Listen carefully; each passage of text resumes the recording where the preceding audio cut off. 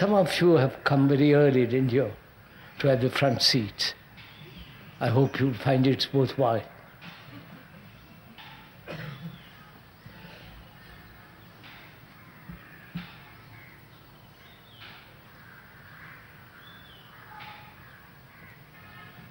I would like to talk, if I may, this evening about a religious mind.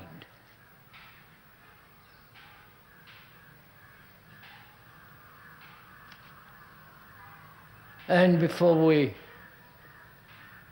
communicate with each other about it,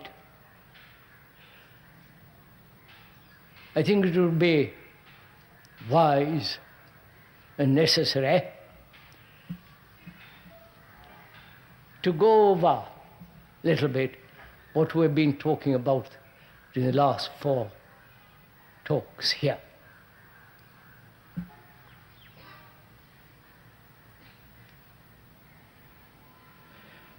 I think it is fairly obvious for most people who are at all aware of the events that are going on in the world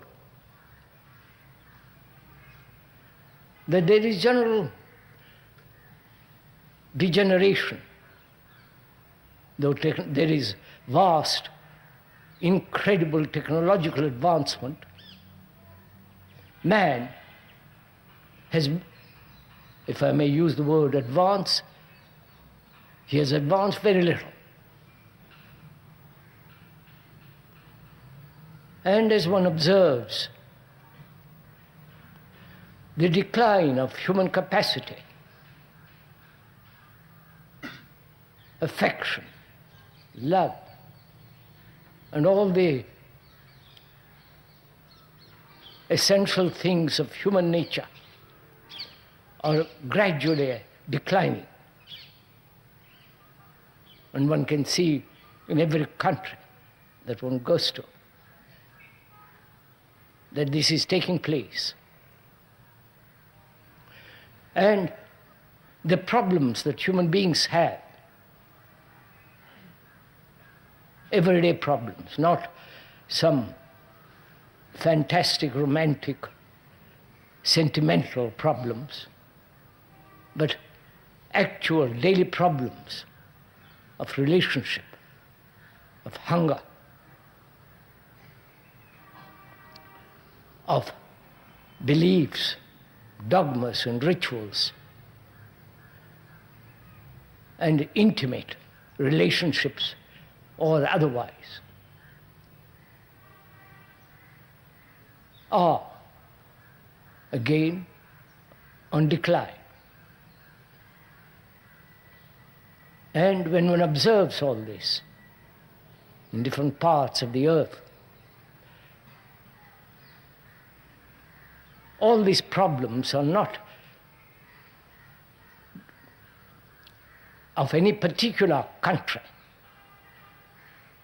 but it's a global problem, the problem of all mankind.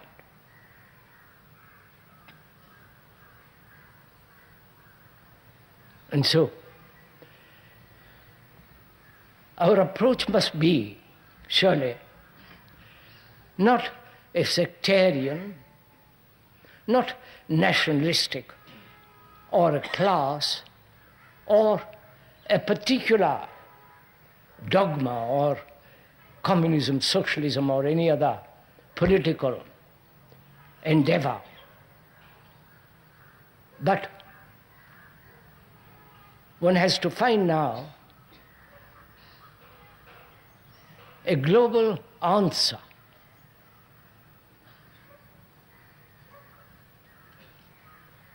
a global outlook,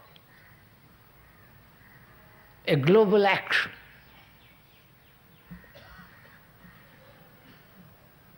And we were saying too that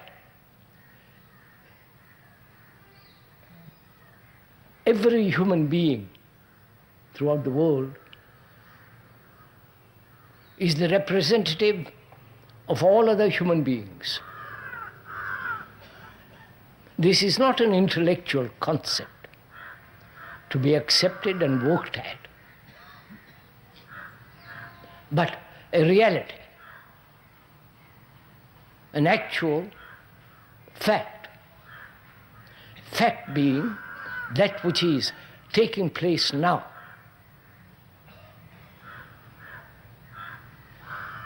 That is, every human being goes through extraordinary agonies and loneliness, misery, confusion, every form of dishonesty,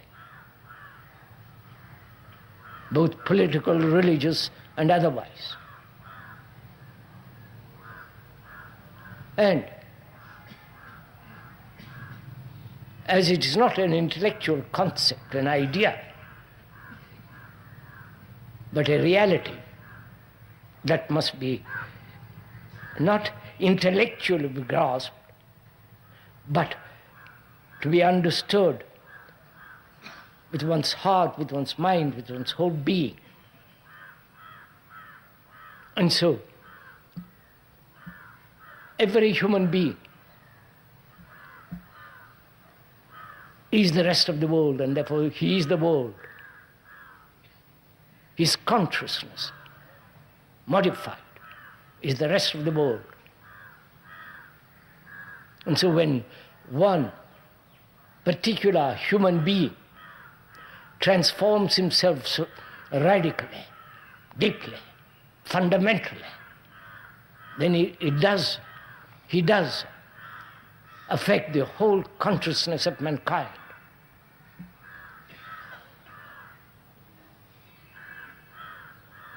Again, this is very obvious. There was a Hitler which affected the whole of mankind. He was crazy, whatever you like. But he has affected mankind. So has Karl Marx. So has Buddha. And so on. So one human being, you, bring about psychological transformation, psychological revolution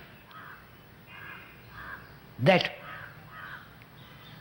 brings about a change totally in consciousness and which affects the consciousness of mankind. We went into all this very carefully. And we were talking also about desire, fear, and pleasure as perhaps the major causes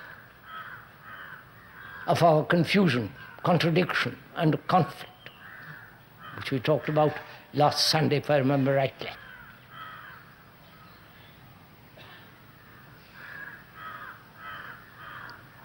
And we said also, if one may again point out,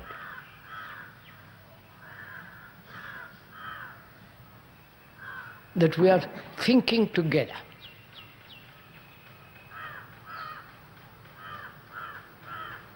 Not arguing together, not offering one opinion against another,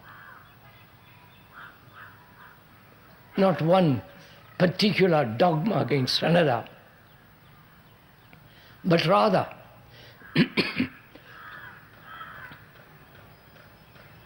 as two friends may talk over their problems.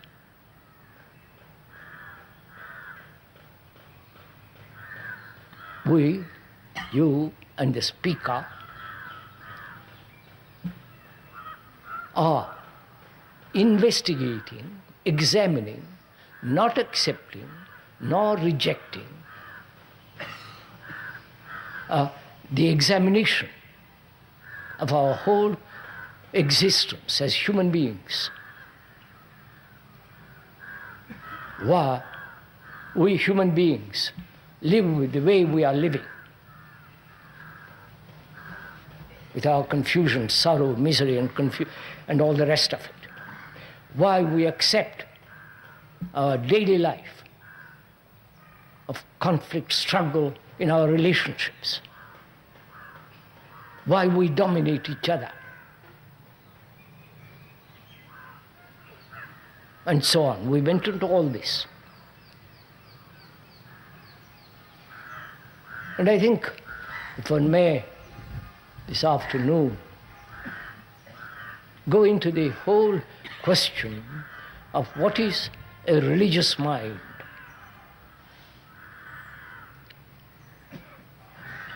Would that be all right? I'm glad you approve. That's not a sarcastic remark, but I'm glad you want to go into it.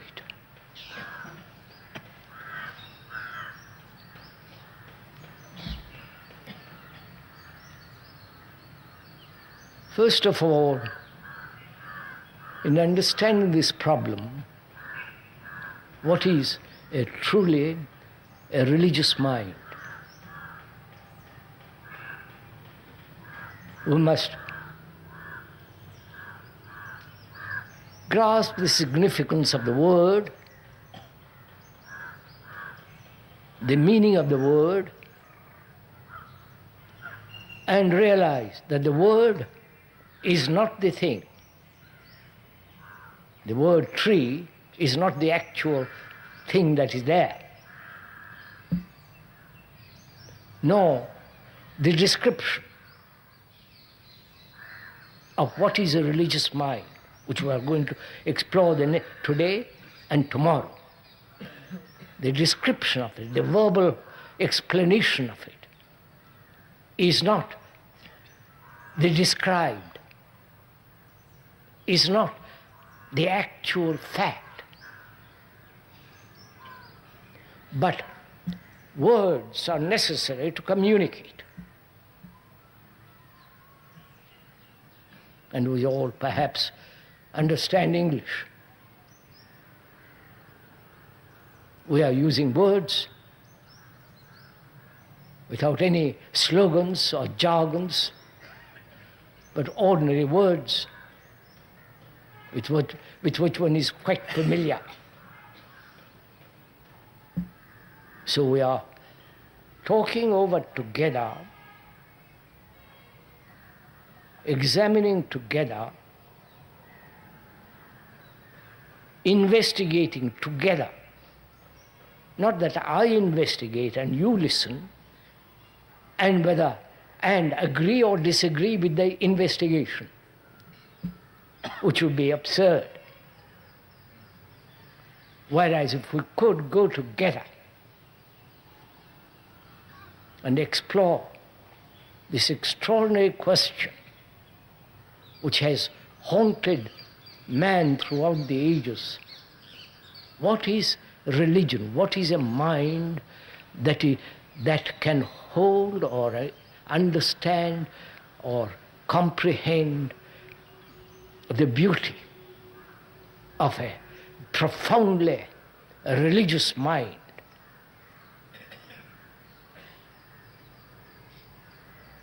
Because every form of political organizations have failed. They have not solved the problems, human problems. The politicians are seeking power, position, not at all concerned, though they pretend, with us, with other human beings. Nor religious organizations have ended man's suffering, his agonies, the wars, the appalling chaos that is spreading throughout the world, semi-anarchy. On the contrary, religions have separated man with their beliefs, dogmas, rituals, and all that nonsense. When I use the word nonsense, it means no sense. And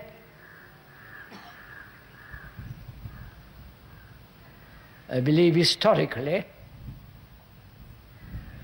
a new culture can only come about with a different religion. Rather, a new culture can only be born out of a religious mind.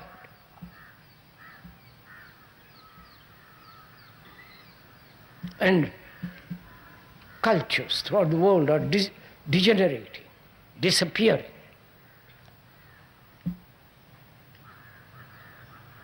So religion, which we are going to examine, the word and the whole sequence of it.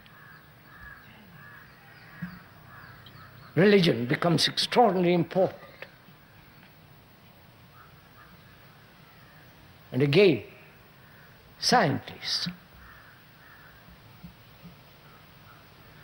have not solved any of our human anxieties, human relationships. So when one observes all the things that the intellect has brought about, has only brought greater misery, greater confusion.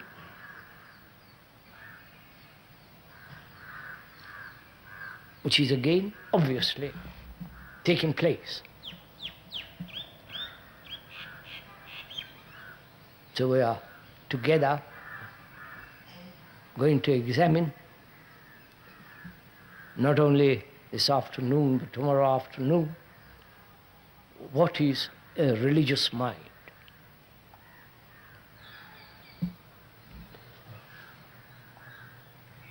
I'm not going to do all the work.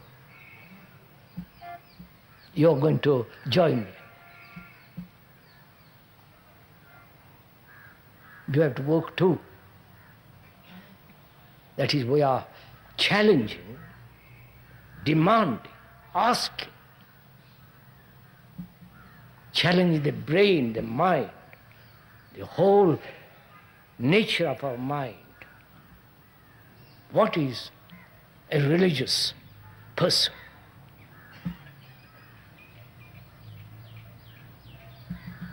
The word religion,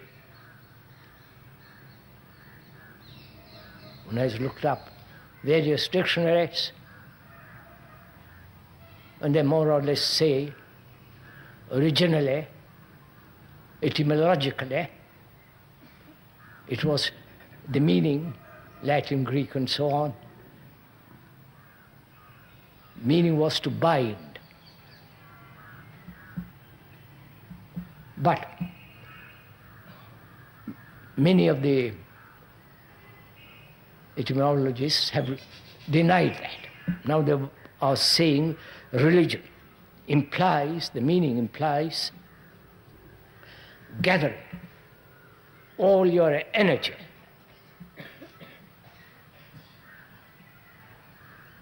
to discover.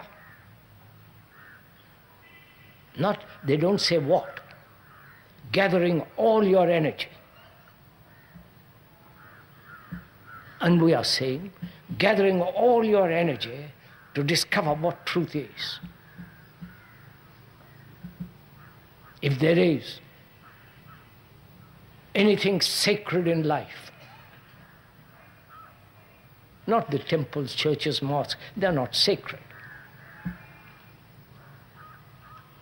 They are illusions created by thought.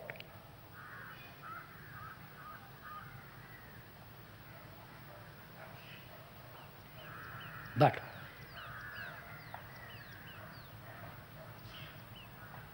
there must be freedom, complete psychological freedom to find out or to come upon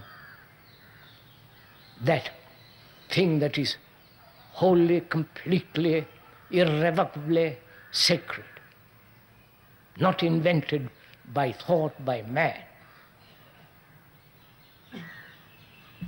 So that is the meaning of the word religion.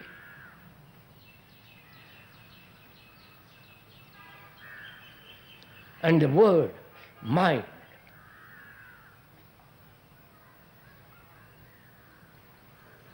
includes not only the sensory activities, all the emotional reactions, the images. I hope you are following all this.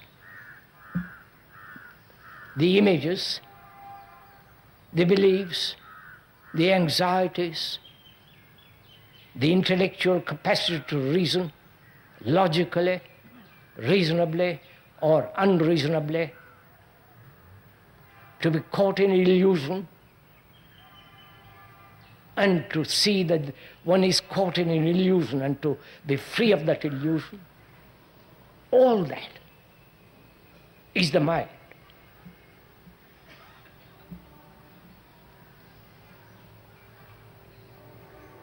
Right? Right, sir? When we talk of the mind, includes the brain, which is very, very, very old, ancient, beyond memory. And the brain, which has been conditioned upon millennia,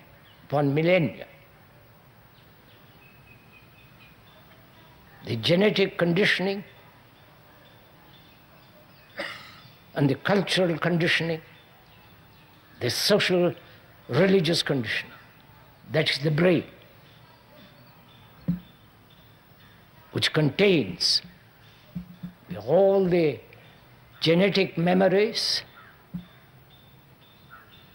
the experiences, the knowledge of man's existence on this earth, which again is an obvious fact. And the tradition,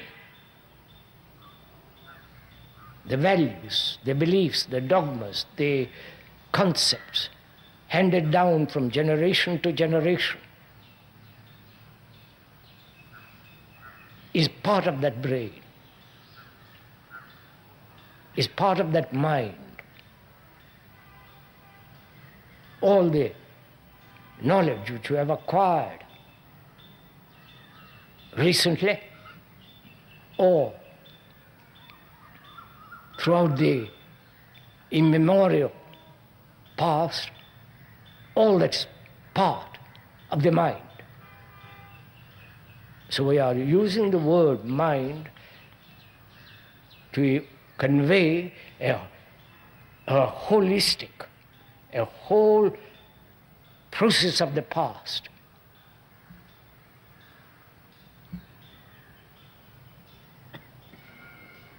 With its tradition, with its culture, with its rituals, with all the thing man has collected.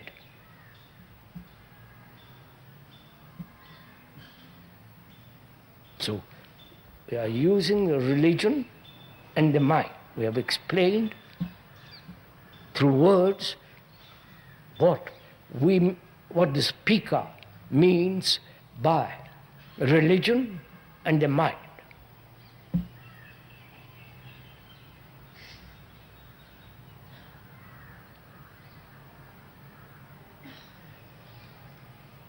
And we're asking, rather challenging, what is a religious mind?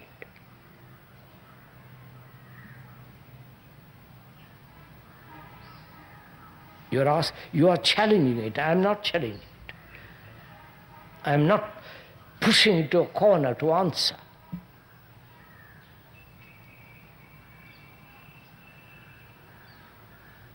After all,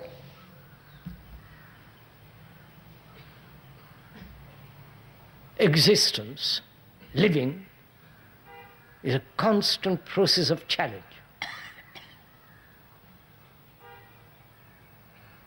You can duck or run away or answer it along a particular culture or tradition.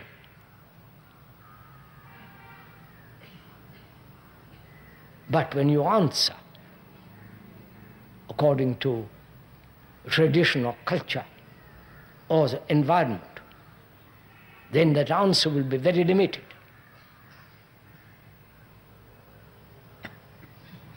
So we are saying, we are asking, we are challenging each other to discover, to find out by careful observation, by careful examination, by investigating what is and whether what is can be totally transformed.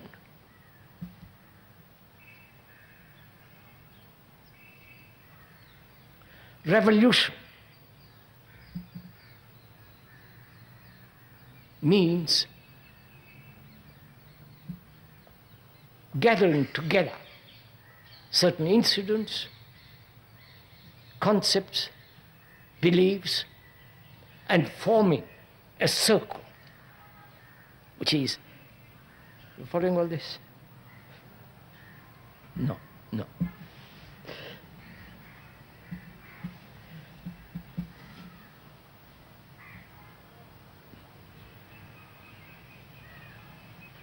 Physical revolution, either the French or the communist and so on, are the result of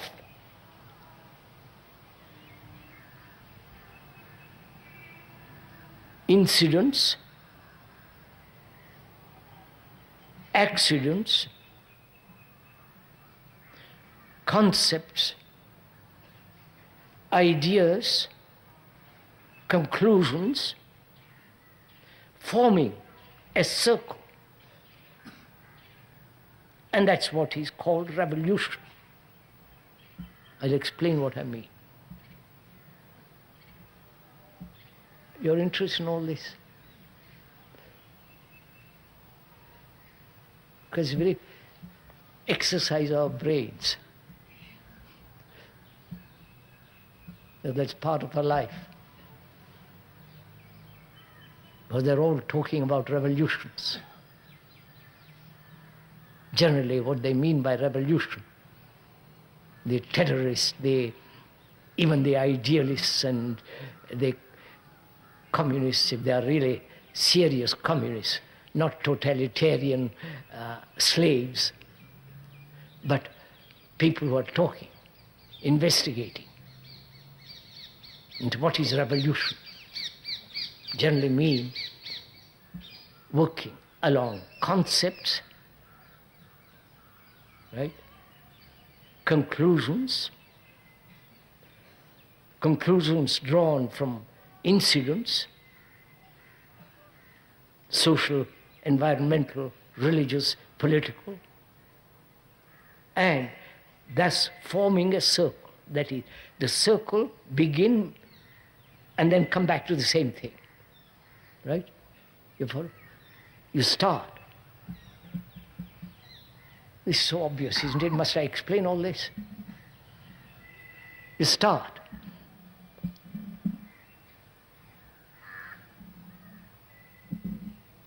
Saying capitalism or socialism is wrong. Draw certain conclusion, concepts, and work it out, and then bring people to accept that, which inevitably, bureaucratically becomes the same thing which was before, which is going around in a circle. Though, if you're interested in all that, I used to have a great many communist friends at one time, that their idea was thesis, antithesis, synthesis. And from synthesis, antithesis, and climb. Change. Always intellectual concepts based on intellectual conclusions. And therefore, intellect being only a part of our whole mind, such intellectual action must inevitably be divisive, contradictory, destructive. We are talking about revolution, not in that sense at all. We are talking about a revolution in which man, this psychological structure of man, is radically, fundamentally transformed. That's the only revolution. The physical revolution cannot bring about the solutions, the ending of man's utter misery. Again, this is proven when you examine all the revolutions, going round and round in circles, coming to the same point, only different people in different positions. So we are challenging each other, and I hope you are challenging it yourself. I'm not challenging you. The world is challenging. Your husband, your wife. Of course, the gurus daren't challenge you.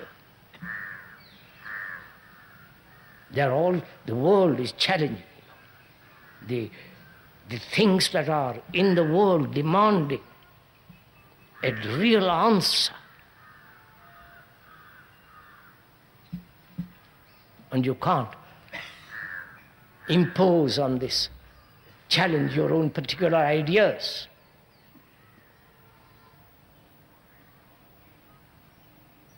Right.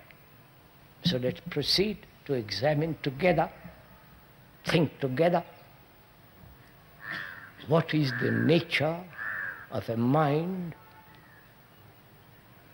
that is profoundly religious.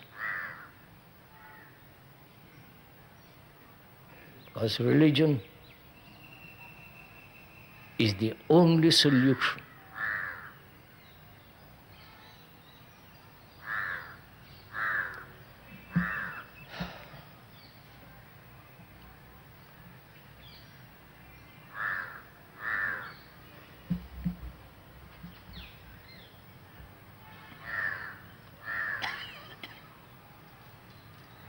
See, there is so much to investigate, to go into, and doesn't know quite where to begin. Either, all right, I've got it.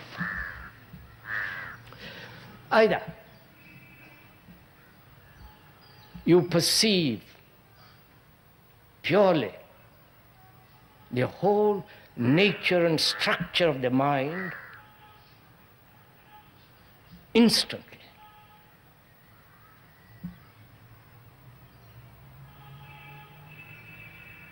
I mean by that,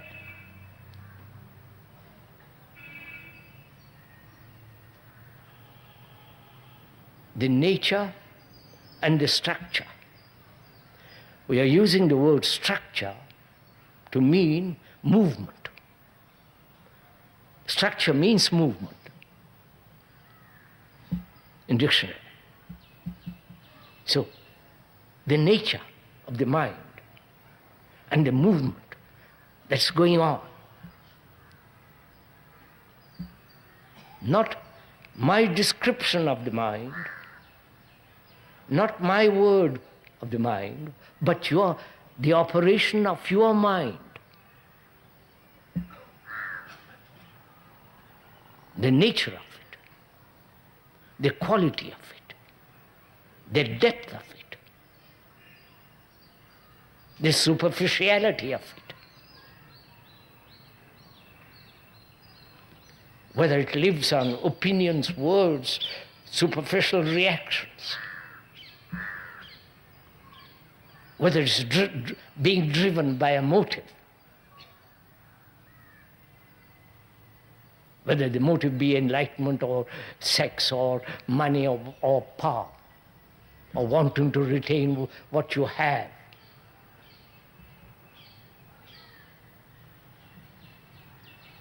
So we are asking, challenging, what is the nature and the movement of a religious mind? Right? Obviously, to investigate the nature of such a mind, the mind that is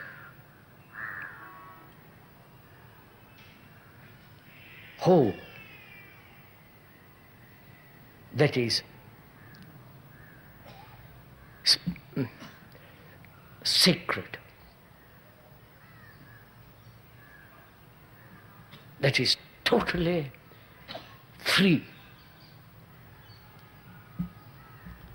to inquire into it, one must begin with having freedom. Otherwise you can't inquire. Right? Any form of investigation demands that the mind observe either microscopically or observe the whole human activity outside there or inside. There must be freedom to look.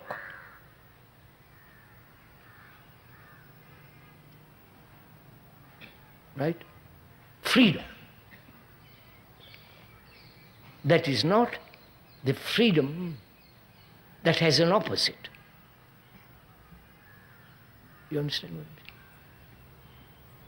Do you understand what I'm saying? What I'm trying to explain? A prisoner demanding freedom while in prison is absolutely meaningless. You can imagine it. There is only freedom when he leaves the prison. Now most of us are caught in the prison of ourselves. And to inquire into one of the most ancient demands of man, which is, what is it to have a religious quality of mind? And to inquire into that, you must have freedom to look, which means you don't belong to any religion. Right? You are neither a Hindu, Buddhist, Muslim, Christian, with all their dogmas, images, all the rest of it. You don't belong to a thing to examine what the religious mind is. Right? Are you doing this? Do you understand? So this is a very serious thing to be gone into, not just a thing to be played around, not made into a philosophy, which is a bundle of theories, concepts. A religious person has no philosophy.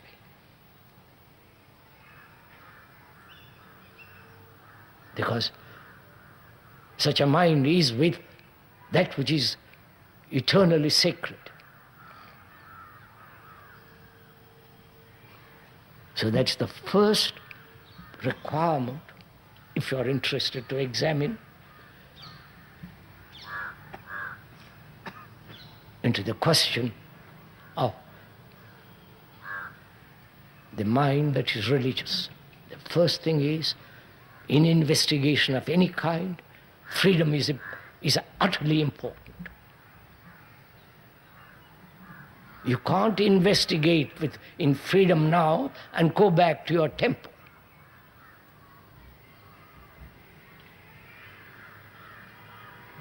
You cannot possibly go back to your tradition, to your rituals, to your puja, to your all that thing that goes on, this vast circus that goes on in the name of religion.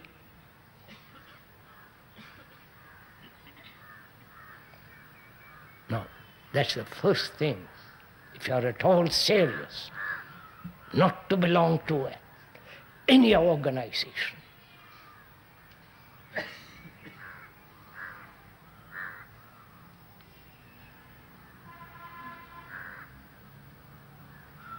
to any sect, group, community,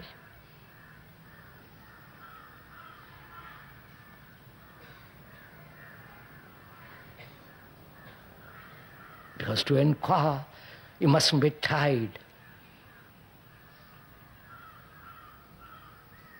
like a donkey tied to a tether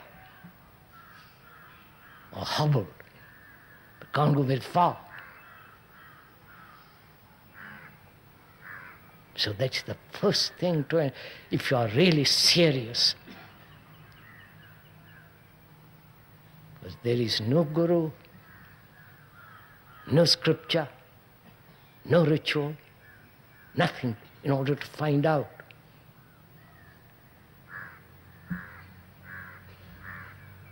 It doesn't mean that one becomes lonely.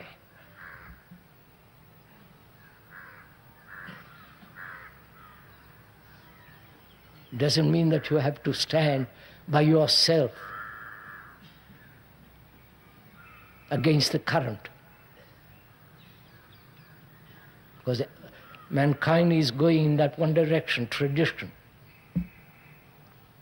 accepting what the culture they live in, the appalling things that are happening around you. They accept that. And when you break away from that,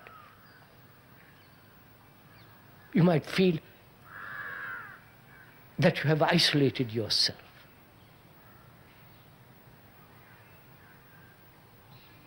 You break away from that because that is illusion. Not that will never, under any circumstances, lead to truth. And the very observation is the operation of intelligence that says that is false. When you see that which is false, the seeing, the perception is the operation of intelligence. Now we'll have to again explain what the word intelligence means.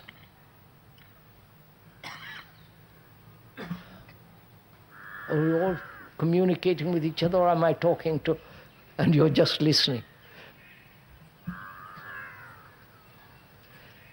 I mean by the word means, I won't go into all the etymological meaning.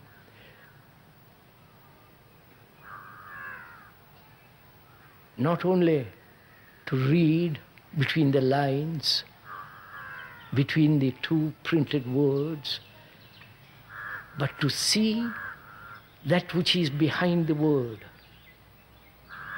to understand that which is not written, that which is not said, without distortion.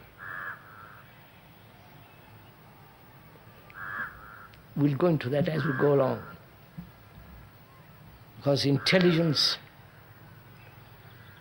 is the essence of compassion.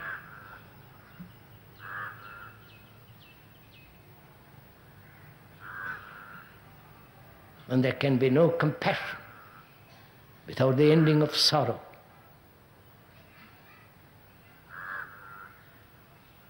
Which we are going to examine as we go along, today and tomorrow.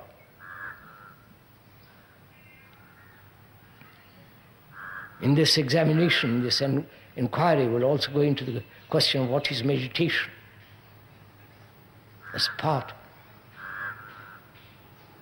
of our ancient tradition.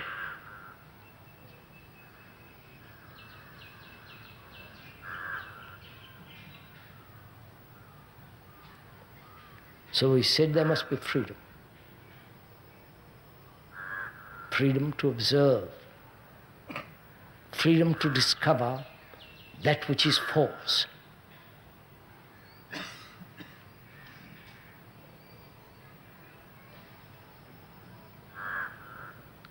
Commentators, which is part of the Hindu tradition, the commentators of the Upanishads, the Gita, there are so many commentators. And you read them, and they never help you to discover that which is false. The commentators themselves may be false.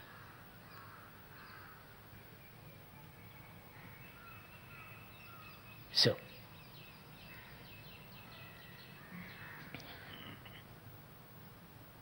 first, to understand what is a religious mind, there must be freedom.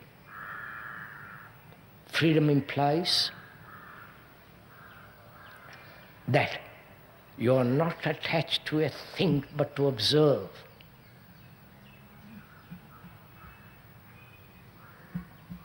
You have no opinions, no conclusions, no concepts, but mere observation of what is actually going on. It's a... Will you do that? That's our communication with each other.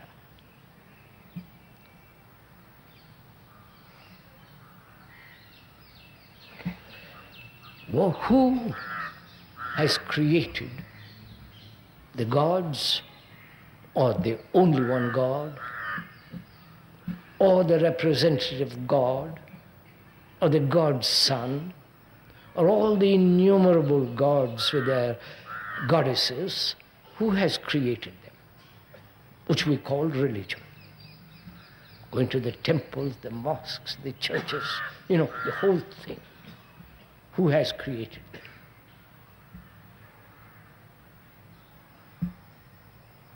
Answer it yourself. Man has obviously created them.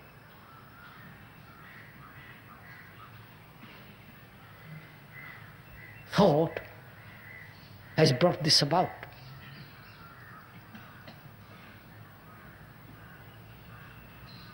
God, I'm sure He'll forgive us. God, I'm only making a joke of it, please. God is the invention of man.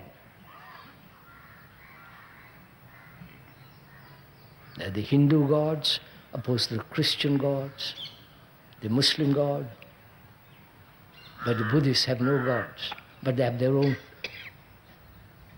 peculiar bodhisattvas and so on. So, man has created this out of his sorrow, out of his fear, out of his death, out of his confusion, uncertainty, physical insecurity. So that's out of this matrix. The things that we have called gods have been born.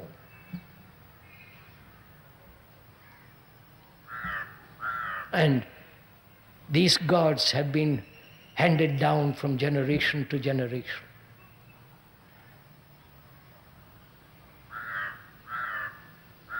If you reject all that, then you create a god of yourself. Right? Are you following all this? Your own concepts. You become an atheist, which is another form of godhood.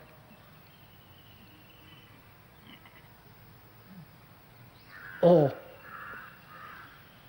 because your own uncertainty, out of your own sorrow, total insecurity. You want something continuous, something that's timeless, something that knows no death.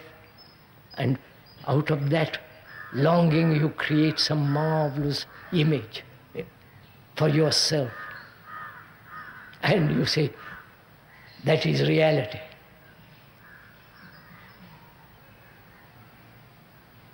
So,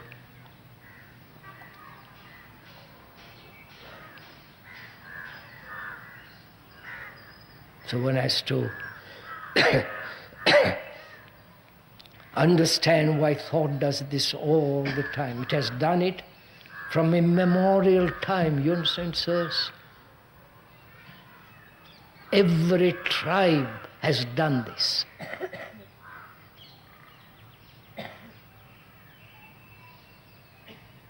The moment man began to think,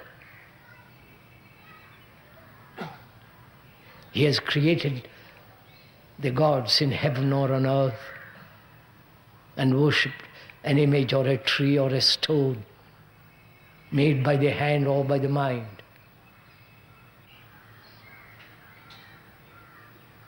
Do look into yourself,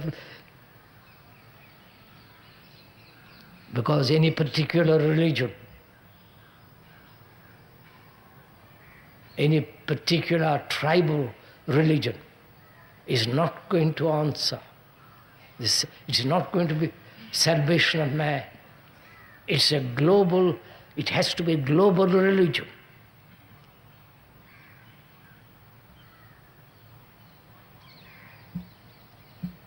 So,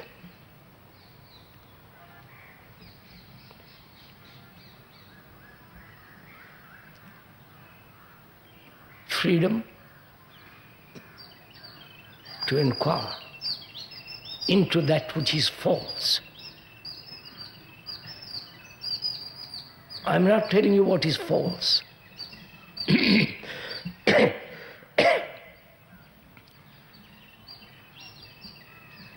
The observation of what is going on actually, that which is happening now, and seeing the false or the truth in that which is happening now.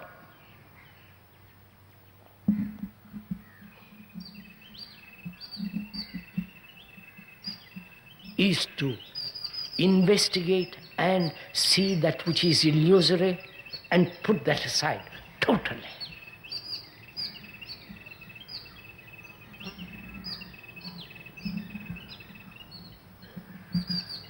Right? That is the beginning of freedom.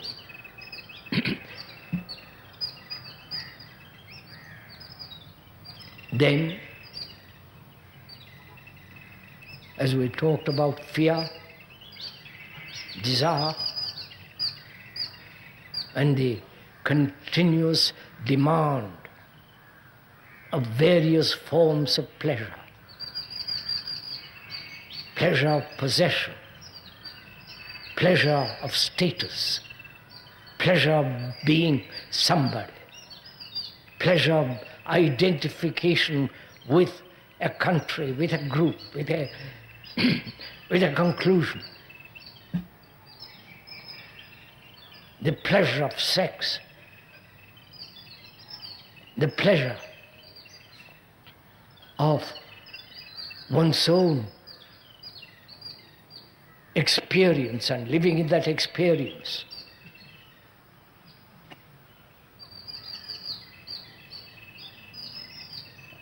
And seeing, ending fear. Because a mind that is clouded with fear can never be religious. You understand? Obviously. How can a mind that's frightened, that says, I must find some comfort out of my insecurity, out of my confusion, As long as a mind is frightened, it cannot possibly have the religious quality of a mind. Right, sirs? Which means, in the inquiring, are you free of fear?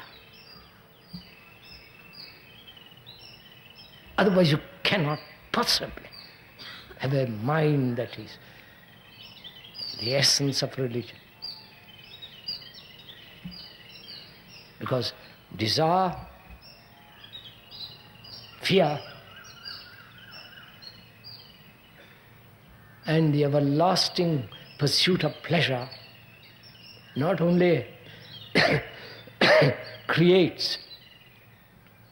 brings about confusion, but also that those are the elements, the qualities that make up the self.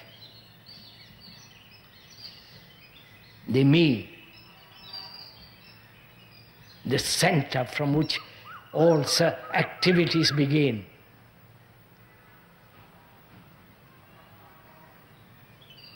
So, it does not mean that you cannot enjoy the sound of that bird.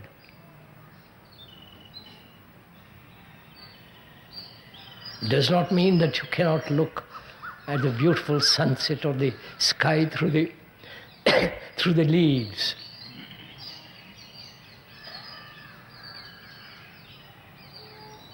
That's not pleasure.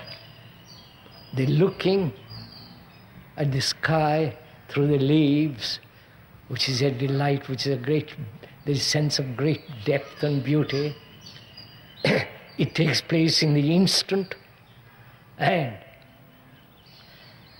when that is over, thought comes along and says, what a marvelous thing that is to have had. I want more of it. Then the more is the pleasure, not the actual moment of perception of something beautiful, lovely. You understand all this? Not understand verbally. In your heart, you do it.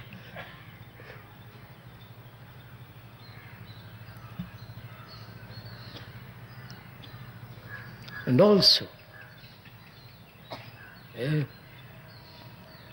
to understand the nature of the structure of, which is the movement of a religious mind, obviously,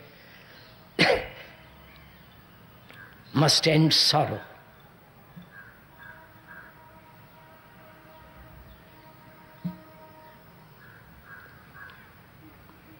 I do not know.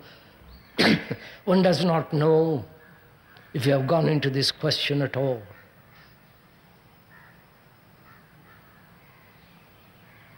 Because man has carried this burden of sorrow for millennia.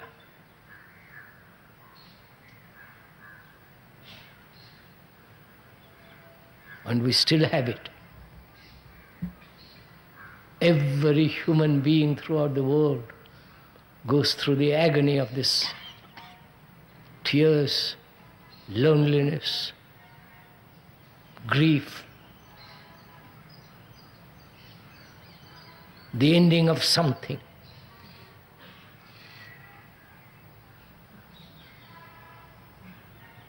And every human being is caught in it and doesn't know how to put it away completely, totally.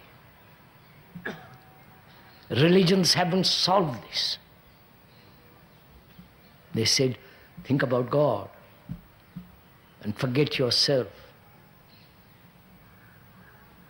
Or the Son of God helps, His sacrifice, He suffers for you, therefore you don't suffer. And so, all the religious games they play. So we are asking, you are asking, whether sorrow can end as fear. Because fear is part of sorrow.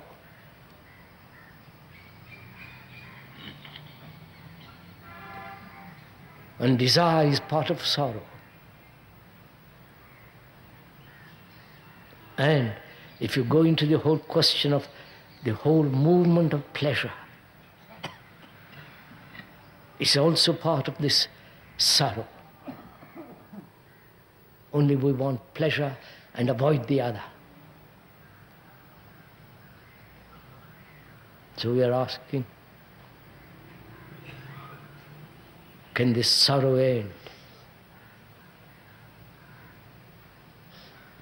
Not only your particular sorrow, but the sorrow of mankind.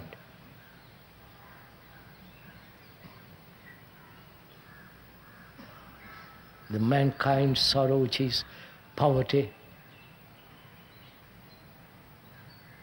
the utter degradation of poverty, the class division, the constant uncertainty of life, the imminent wars, the destruction, the brutality of wars. Man has never stopped wars.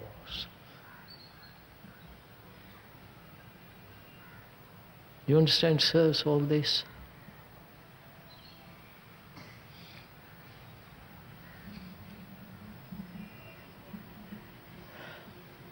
So there is not only your particular little agony, but also the agony of the whole of mankind, of which you are a part. So we have to resolve this.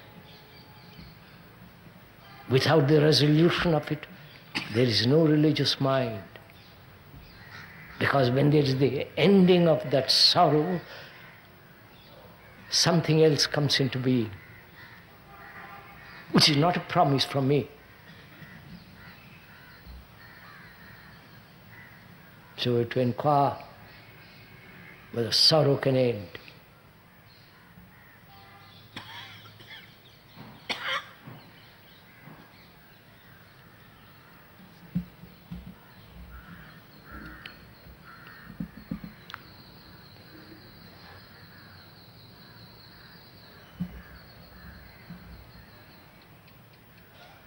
Which is, can fear end?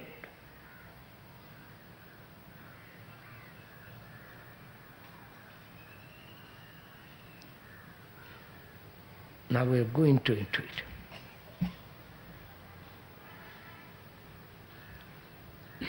Bearing in mind, the words are not the fact. The word sorrow is not the agony that one has inside.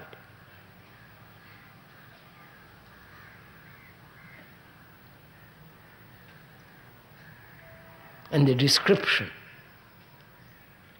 however great, however subtle, however magnified, that description is not the actual tear.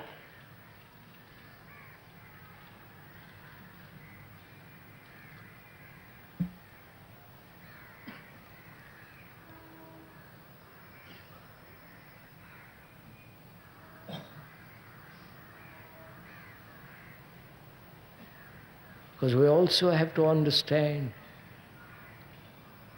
the whole meaning of death.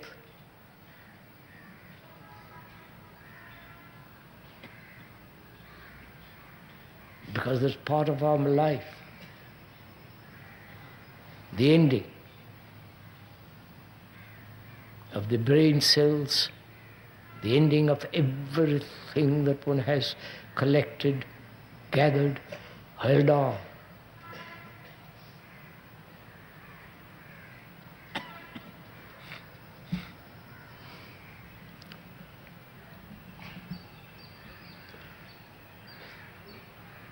You're all waiting for me to answer, go into all this.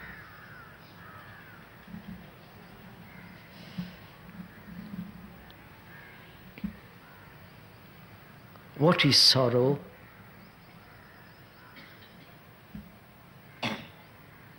What is your sorrow?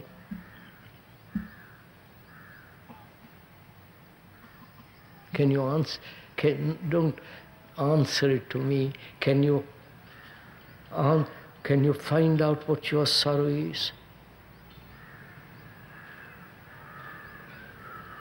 Is it loneliness?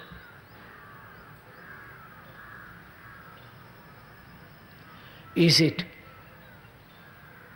that you have not been able to identify yourself with something or other?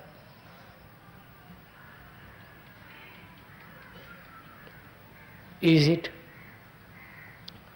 that you have lost somebody whom you loved, or a great affection or companionship? Is it that you cannot have the power, the position, the prestige of someone who has? Please examine all this for yourself. Is it that you want happiness and you can't have it? You want to be loved and nobody loves you. So these are, you understand?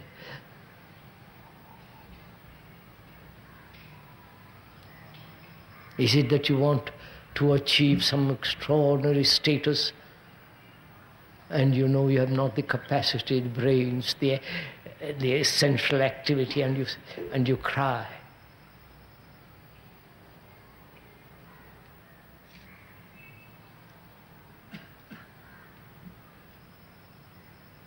Now, please listen. Either you take one sorrow after another, one grief after another, one particular grief and resolve it, but in the very resolution of it, another grief arises. You understand this? Or can you observe the whole nature of this sorrow as a whole? You understand? Not a particular sorrow. Because the particular can never lead to the whole. The particular is the broken piece. The broken piece is not the whole. So can you see the truth of that? The particular cannot possibly lead to the whole. And you may investigate each particular, hoping thereby to come to the end of sorrow. And you can, that is an impossible thing to do, because one sorrow leads to another. Right? I want if you understand all this.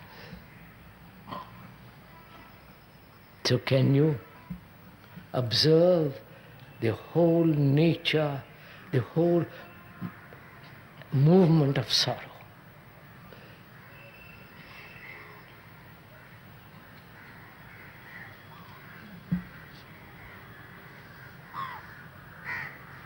That is, to observe wholly.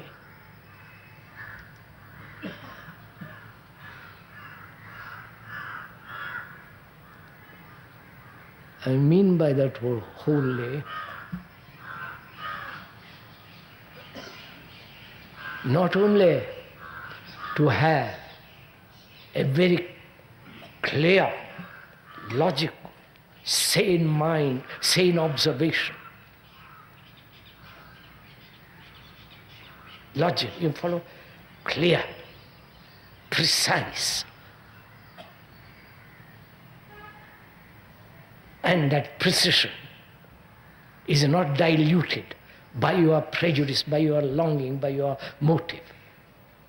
Okay? So that you can observe without any distortion. Which means, can you put aside your opinions, your conclusions, or the commentator's conclusion, or the Gitas, the Upanishads, the Bible, some other Korah, put away all those conclusions, concepts.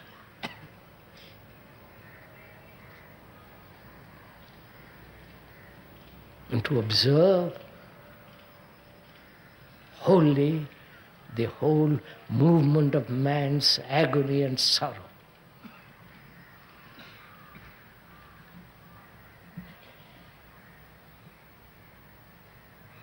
You understand?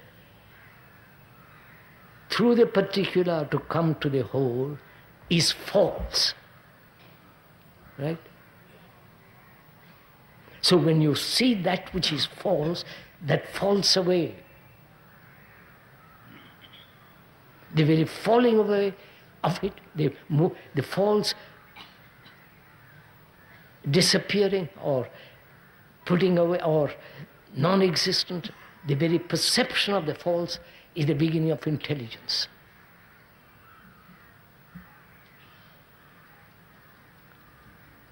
It is this intelligence, not yours or mine or a particular intelligence.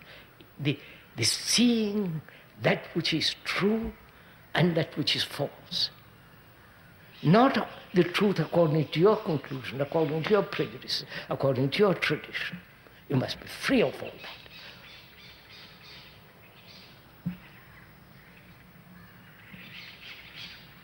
So can you observe not only your sorrow, but the sorrow of mankind of which you are a part,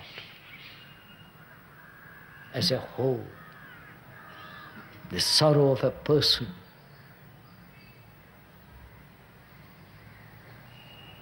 who is physically ill,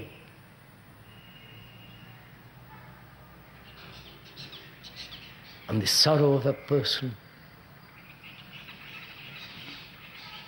who doesn't believe in anything.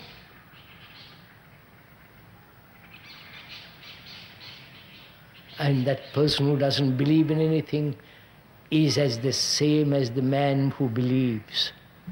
Right, sir? And don't agree with me, please. This is very, very serious. It's your life.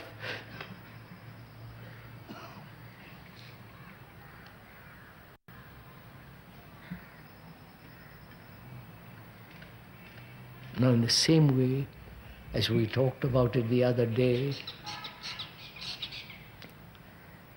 fear. Can you observe not a particular fear, but the root of fear?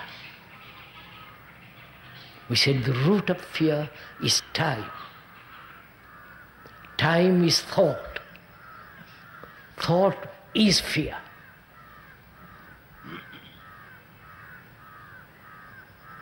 Right? We went into that very carefully the other day.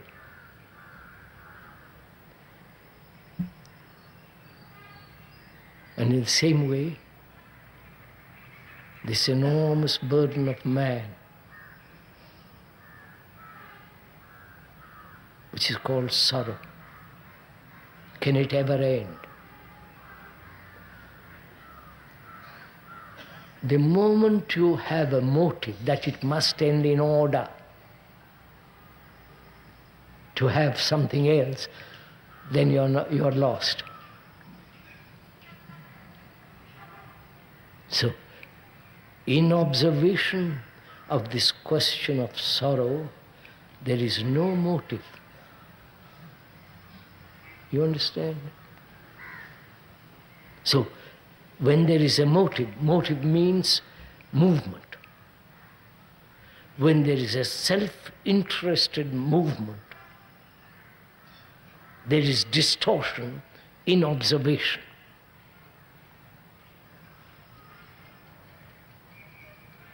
Right? So, when there is no motive in your examination of this enormous burden which man has carried,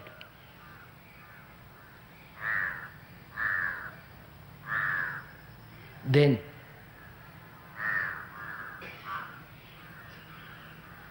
is that sorrow different from you? You understand? No, don't, sir, please look at it, go into it.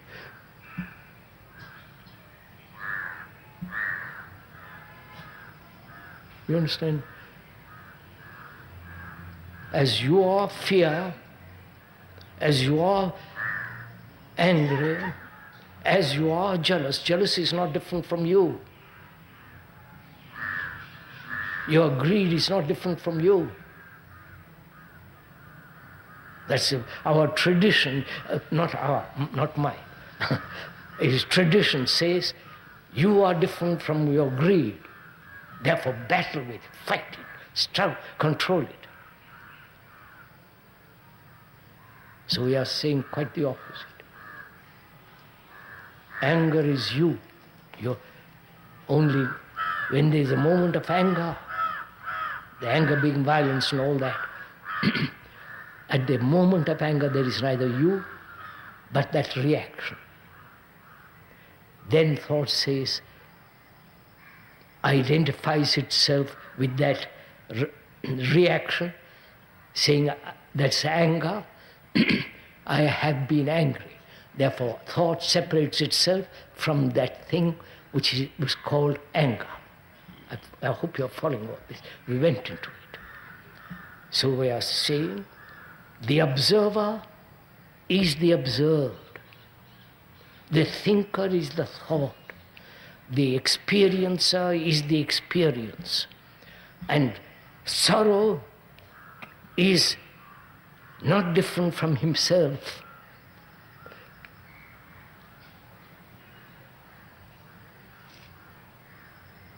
You understand, when that takes place, that there is no division between you and that which you are observing.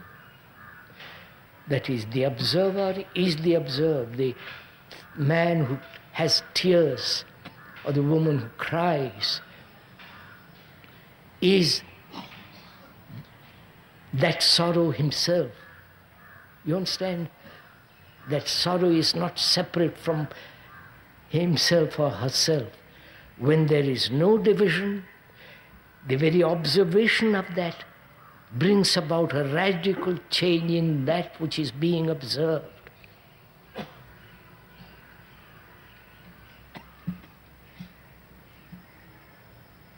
So can you observe? Is there an observation of sorrow without the observer? You understand what I'm saying? I lose my son and I'm lost. It is a shock. I'm paralyzed for the moment. Then I realize I've lost something which I've treasured, which I've held, with which I've identified myself, my son. So, sorrow is the loss of that.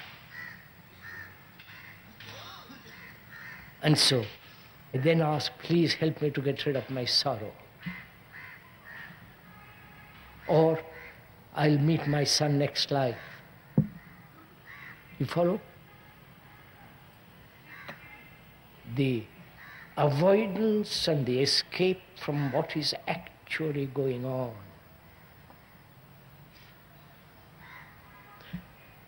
The observation of what is actually going on. When one loses a son or a husband, a wife, anything. That which is actually going on. In the observation of that, if there is no division, that the observer is the observed, then in that observation, that which is being observed undergoes a radical, fundamental change. Test it out.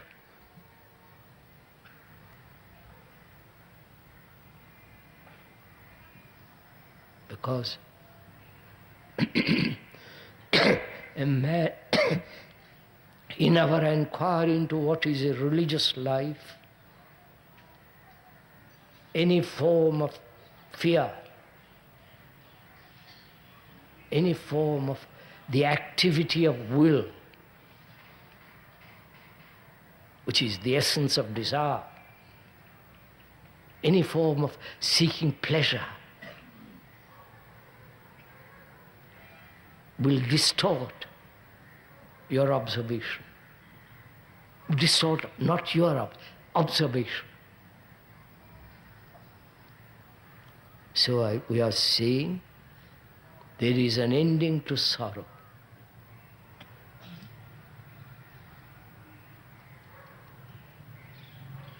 And when there is an ending to sorrow, there is, out of that comes passion, not lust.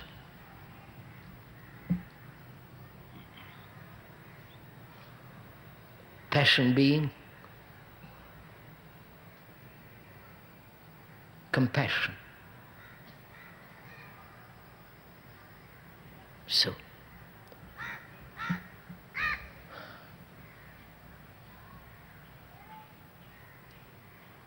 a religious mind, we are inquiring. We're not learning, we're not memorizing. You understand?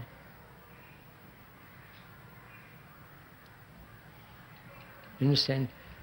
The sacred books say, no, I won't call them sacred. The books say, your traditional books say, the perfect real man who has attained enlightenment is this character, that character, he's that kind, he's etc. He's given a complete description of what the enlightenment man is. But the description is not the described, so you can throw away all those books.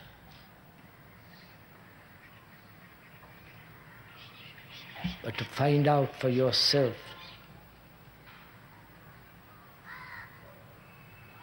there must be freedom. Freedom from fear.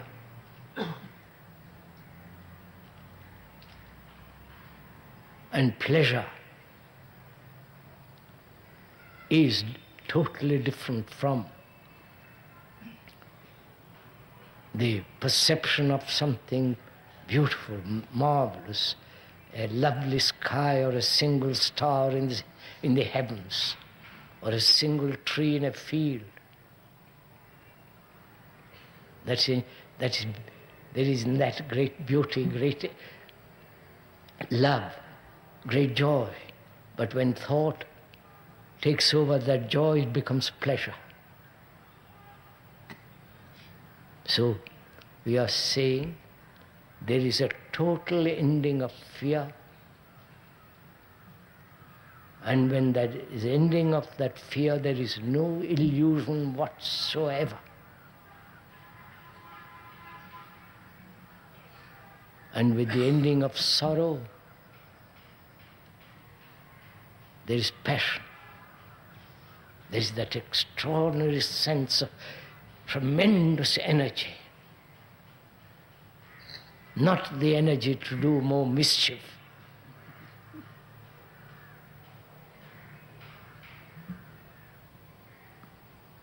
But the energy of this great, limitless intelligence of compassion.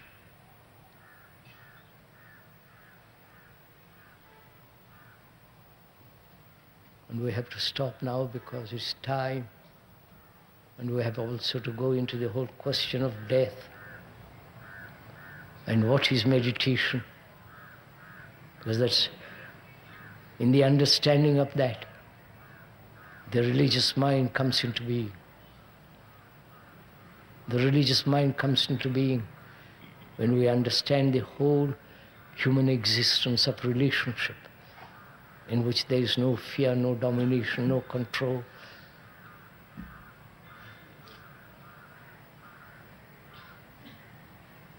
When we know what love is, when there is love. We'll go into that tomorrow. Because love has no remembrance. Love is not the movement of desire. Love is not the activity of pleasure. That's why it's so essential to understand all this. Because we have lost that thing probably we never had it. That thing called love.